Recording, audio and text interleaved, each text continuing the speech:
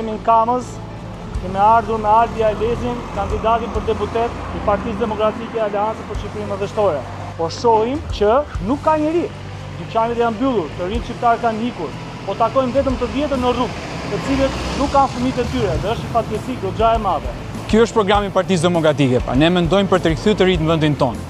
Dhe ky është një ndër programet më të mirë që ka pasur në 34 vite Shqipëria.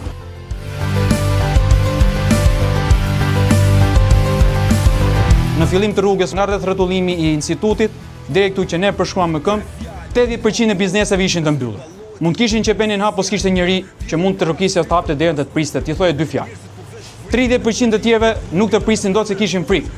Dhe këto janë ditët që ne duhet vendosim për jetën tonë, për fatin tonë, për familjet tona, për qytetin tonë. Ta duhet ta ndihmojnë. E shoh në secilin nga ju, në sytë e juaj, në rrullat që keni mballë, që keni sakrifikuar dhe jeni mundu për të ardhur këtë ditë. Ju të keni më shumë ekonomi në familje, keni më shumë paqe, më shumë lumturi, të rikthehen ata që janë larguar këtu mes jush.